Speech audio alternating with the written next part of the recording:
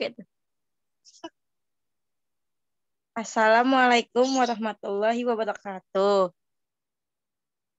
Saya ingin mempresentasikan tentang fungi atau jamur, reproduksi, patogenesis, dan pemanfaatan di bidang farmasi. Disusun oleh nama saya Siti Aminah Kusuma Putri, ada Melania Dewa Septi, Nevi Nurmalasari, Tarisya Putri Abadi.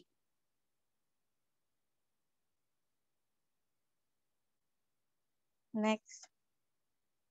Reproduksi fungi. Secara alamiah, jamur berkembang biak dengan berbagai cara, baik secara aseksual dengan pembelahan pengucupan atau pembentukan spora.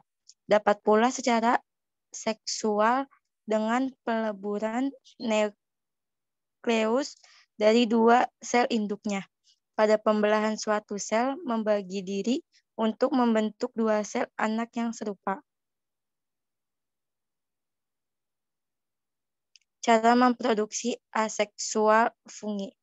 Metode yang paling sederhana dari reproduksi fungi secara aseksual ini mungkin adalah dengan fragmentasi talus atau tubuh jamur. Dalam jamur yang berfilamen, miselium dapat berpotong-potong menjadi beberapa segmen, dan tiap segmennya dapat tumbuh menjadi individu baru. Tunas atau buding adalah mekanisme reproduksi jamur secara aseksual yang terjadi pada sebagian besar ragi atau yeast dan beberapa jamur berfilamen. Dalam proses ini, tunas sel anak tumbuh pada permukaan sel ragi atau hifa dengan sitoplasma yang tidak bersekat dengan sel induk nukleus dari sel induk. Kemudian pembelahan diri suatu inti pindah ke tunas dan satunya lagi tetap pada sel induk menerus mensitesis sitoplasma dan pembelahan inti. Setelah tunas berkembang pada titik tertentu, meskipun belum terpisah dari sel induk, sel tunas itu sendiri sudah dapat menumbuhkan tunas baru dengan proses yang sama. Pada akhirnya, tunas berpisah dari sel induk dan menjadi individu baru. Tunas yang berlepas dari hifa dari jamur berfilamen berlaku seperti spora atau berkecambah dan tumbuh menjadi hifa baru. Spora ini disebut dengan blastospora. Spora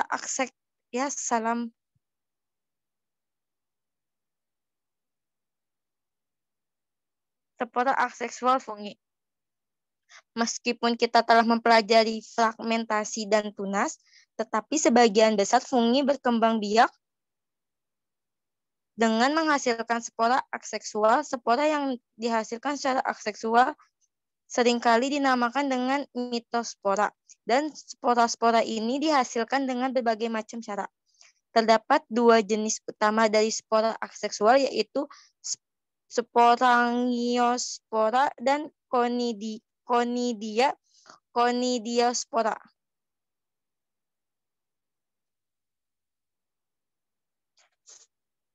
Sporangiospora adalah spora yang dihasilkan di dalam sporangium. Spora ini bersifat endogen karena dihasilkan dan disimpan di dalam sporangium sampai matang dan siap untuk disebarkan.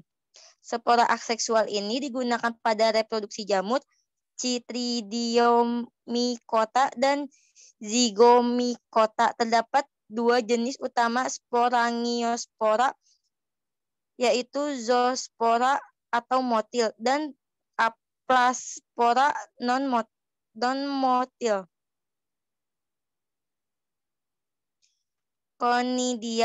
Conidiospora adalah spora aksogen yang terbentuk pada ujung hifa yang disebut conidiofor. Spora aseksual ini digunakan pada reproduksi jamur Ascomycota dan Basidiomycota. Kadang spora yang dihasilkan dapat memiliki dinding tebal. Spora ini tersebut dengan Chlamydospora atau Chlamydoconidia.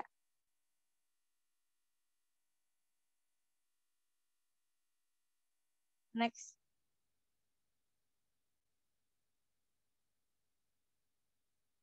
Cara reproduksi seksual fungi. Reproduksi fungi secara aseksual terdiri dari 3 urutan tahap, yaitu 1.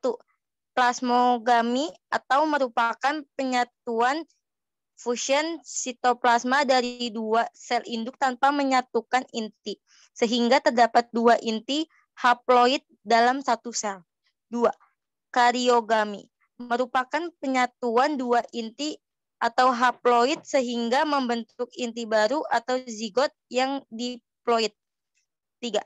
Meiosis merupakan pembelahan sel yang memproduksi kromosom menjadi setengahnya. Diploid menjadi haploid. Inti yang haploid dari meiosis ini umumnya dimasukkan ke dalam spora yang disebut meiospora.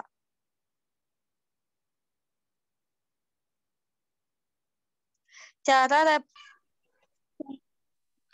memiliki berbagai metode untuk menyatukan 2 inti haploid yang cocok. Beberapa memproduksi sel seksual atau gamet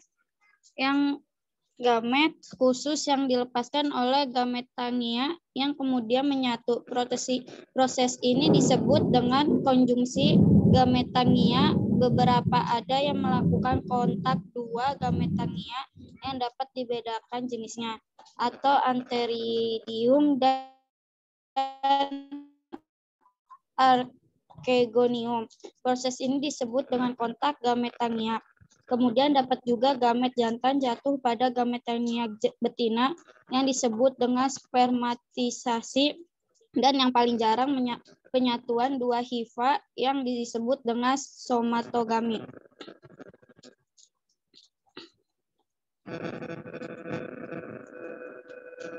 Spora seksual fungi. Spora seksual adalah spora yang dihasilkan dari penyatuan 2 inti induk sehingga terjadi variasi genetik yang sangat penting untuk beradaptasi dengan lingkungan. Zigospora adalah spora yang dihasilkan dari peleburan 2 hifa yang cocok. Contoh fungi yang menghasilkan spora ini adalah Rhizophus.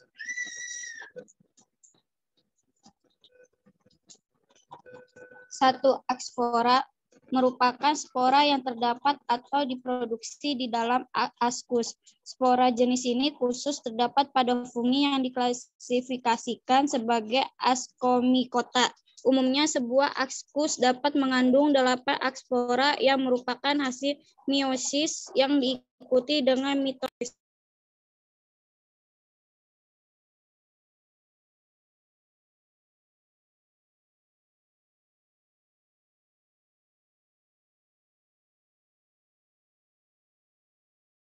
Next.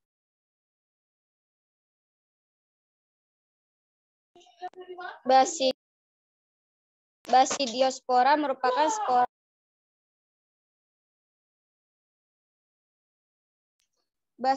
Basidiospora merupakan spora yang dihasilkan oleh sel khusus yang disebut basidium.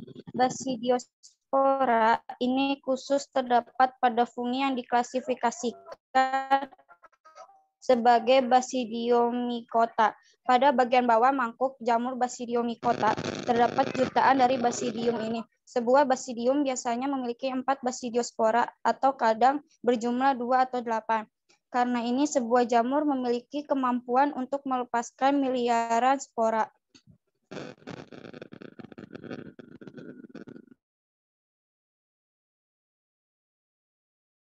Next.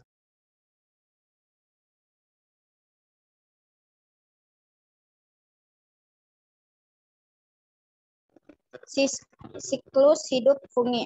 Pada jamur tingkat tinggi atau jamur sempurna, organisme ini berkembang biak dengan aseksual dan seksual.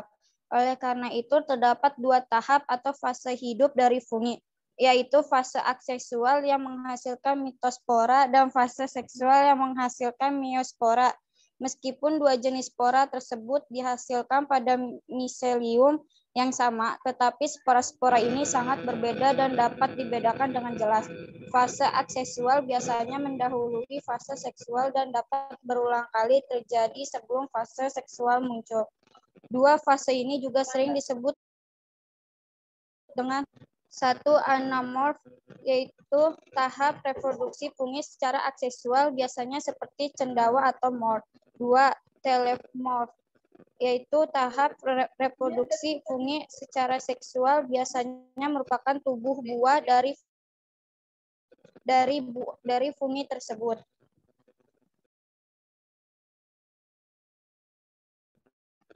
Fatogenesis. Fatogenesis istilah dari fatogenesis berasal dari fatos Yunani yang berarti penderitaan dan asal-usul yang berarti asal.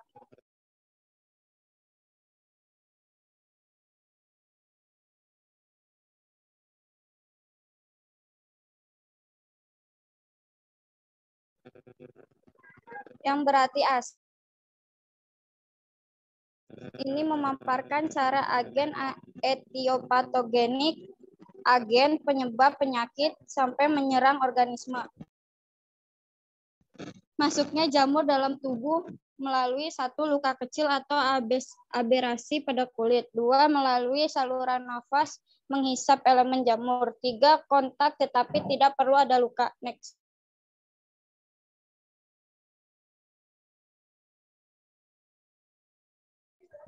Cara menegakkan diagnosa. Satu, selain gejala-gejala khas setiap jamur atau gejala klinis. Dua, pemeriksaan laboratorium. Tiga, pemeriksaan preparat langsung. Empat, pembiakan. Lima, reaksi imunologis.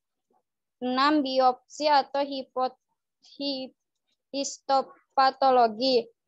Tujuh, pemeriksaan dengan sinar Watt. Pemeriksaan preparat langsung. Satu, terutamakan untuk melihat ada atau tidak infeksi jamur. Dua, sampel berasal dari kerokan kulit, rambut, dan kuku. Tiga, dibantu dengan KOH dari 10 sampai dengan 40% di Flamingdi api. Empat, yang tampak berupa benang-benang hifa dan spora. Lima, pembersihan dengan alkohol 70%. 6. Dikerok dengan skalpel sehingga diperoleh sekuama yang cukup. 7. Sampel yang diperiksa dapat dari 1. Kulit, daerah pinggir aktif atau 10%. 2. Rambut terputus tidak mengikat lagi atau 20%. 3. Kuku, massa detritus dari bawah kuku yang rusak 20-40%.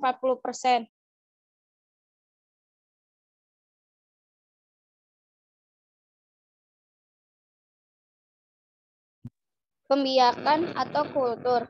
1. Agar cara sabor suhu kamar 2-30 derajat Celcius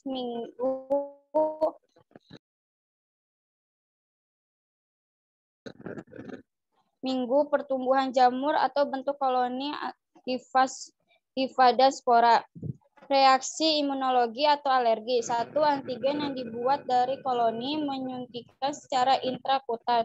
2. Bila reaksi kurang lebih ada infeksi oleh jamur. A. Reaksi trikofitin atau trikofitosis, trikofiton. B. Reaksi histoplasmin atau histoplasma dan histoplasma. 3. C. Reaksi sporotrikin atau sporoticum skei dan sporoticum.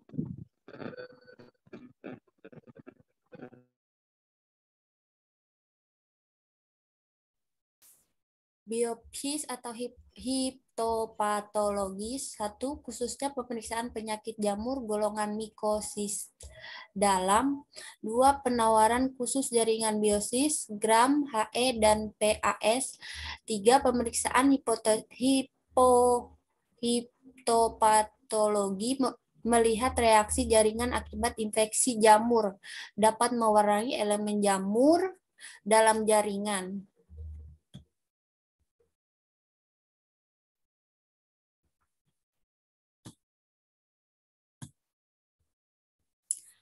Pemeriksaan dengan sinar Watt. Sinar ultraviolet melewati sinar Watt, melewati sinar filosofi menjadi monokropi dengan panjang gelombang 3600 A. Sinar tidak dapat dilihat.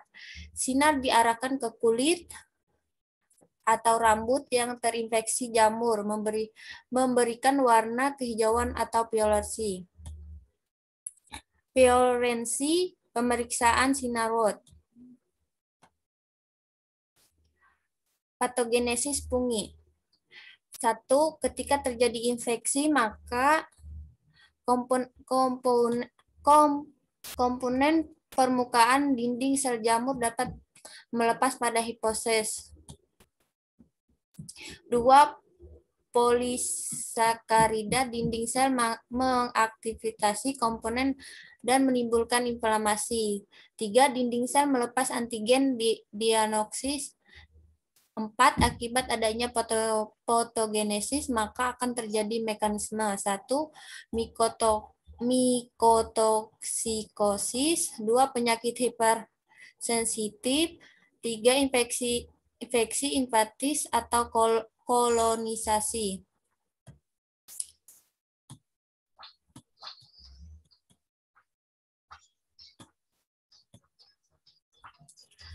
Mikotosis, fungi merupakan sumber banyak alkaloid dan metabolotoksin. Fungi tidak memproduksi endokrin, tetapi beberapa menghasilkan enterosin yang dibentuk di luar tubuh manusia. Mikotosis biasanya terjadi akibat kecelakaan atau menelan fungi dan metabolisme. Penyakit hipertensi.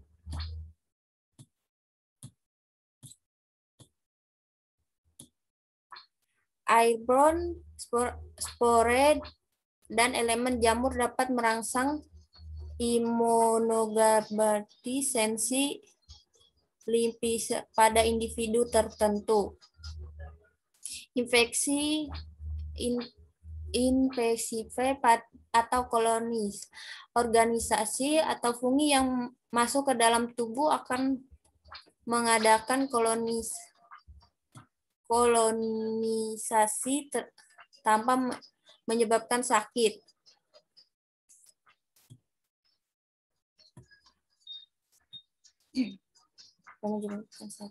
Infeksi berat akan invasi ke dalam jaringan dan menyebabkan kerusakan. 3. Penyakit akibat infeksi fungi disebut mikosis. Peran fungi di bidang kefarmasian. Manfaat jamur bagi kehidupan manusia secara umum telah banyak diketahui, namun saat ini jarang diulas secara khusus mengenai manfaat bagi kesehatan. Berikut ini akan mengurangi beberapa manfaat jamur dari produk yang dihasilkan dalam bidang kesehatan. 1. Manfaat jamur sebagai penghasil antibiotik. Antibiotik merupakan senyawa metabolik sekunder yang dihasilkan oleh jenis jamur tertentu. Antibiotik dalam konsentrasi rendah mampu menghambat pertumbuhan mikroorganisme lain. Salah satu contoh antibiotik yang terkenal adalah penisilin yang dihasilkan oleh jamur Penicillium. Sedangkan penisilin atau penisilin merupakan istilah umum yang digunakan untuk mendeskripsikan sekelompok antibiotik alami dan semi-sensitif yang memiliki kesamaan dengan adanya struktur cincin belakang. Penisilin mampu melumpuhkan bakteri gram positif maupun bakteri gram negatif karena pada struktur dinding sel bakteri ada sejumlah protein yang dikenal sebagai penisilin dinding protein atau PBP. Berbagai macam penisilin akan berkaitan dengan BPP dan menyebabkan berbagai macam efek. Beberapa jamur lain juga memproduksi jenis antibiotik lain yang secara struktur tidak berhubungan dengan belaktan yang merupakan struktur dasar ciri khas penisilin. Misalnya adalah Glycopecillin yang merupakan senyawa organik alami mengandung klorofil. Glycopecillin dihasilkan oleh Penicillium aeruginosa. Senyawa glycopecillin bekerja menghambat pertumbuhan jamur dengan cara menghambat penyusunan mikrotubule pada jamur sehingga mencegah terjadinya mitosis. Sejenis antibiotik lainnya adalah senyawa steroid yang disebut fusidic acid yang dihasilkan oleh Pseudomonas cocoonemi. Antibiotik jenis Pseudomonas acid cukup aktif melawan bakteri garam aktif dan selain klinis digunakan untuk mengatasi stresi bakteri yang kebal terhadap belaktan.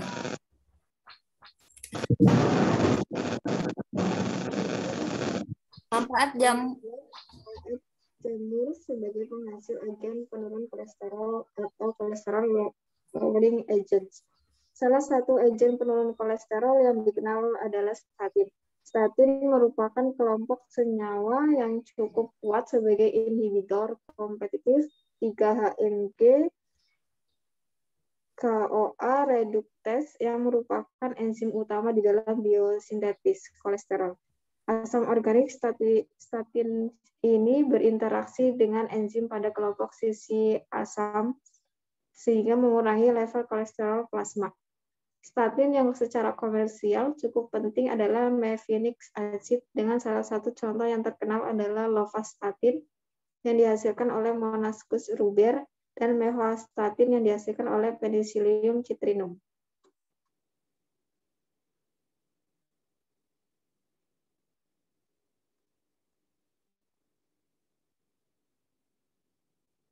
Lovastatin dapat diubah menjadi monakolin J, sedangkan mevastatin dapat diubah menjadi senyawa Ml236A.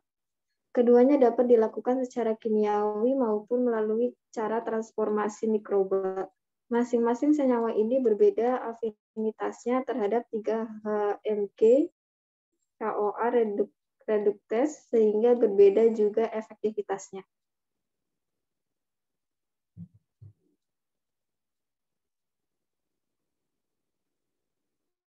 Sebagai penghasil obat menekan imun.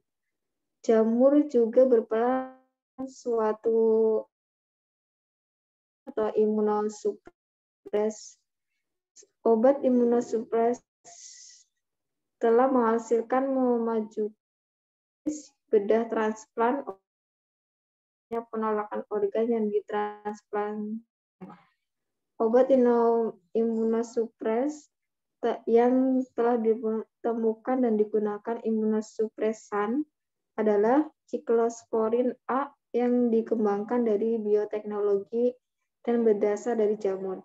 Cyclosporin A sendiri dihasilkan oleh jamur Tolypocladium inflatum yang pada awalnya diisolasi dari sampel tanah dari Norwegia.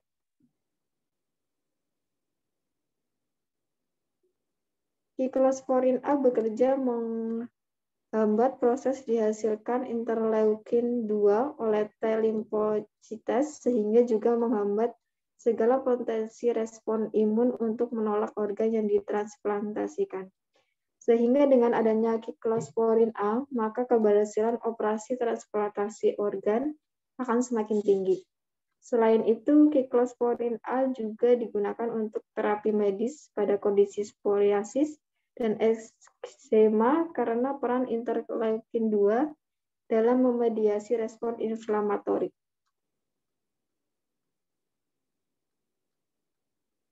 Yang keempat, sebagai penghasil vitamin. Jamur spesies tertentu juga mampu menghasilkan vitamin dalam skala industri. Vitamin B2 atau riboflavin dihasilkan oleh jamur Ascomycetes eremothecium gospi dan Eremothecium aspi.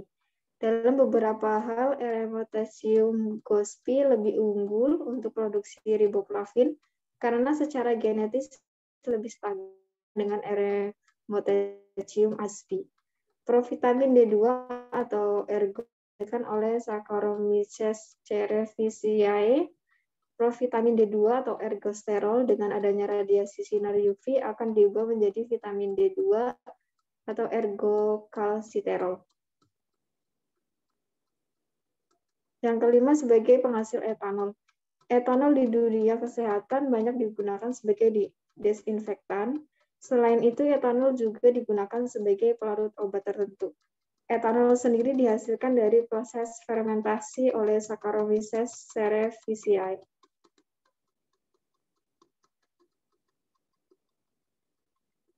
Berikut daftar pustaka yang kami ambil. Sekian presentasi dari kelompok kami. Kurang lebihnya mohon maaf. Wassalamualaikum warahmatullahi wabarakatuh.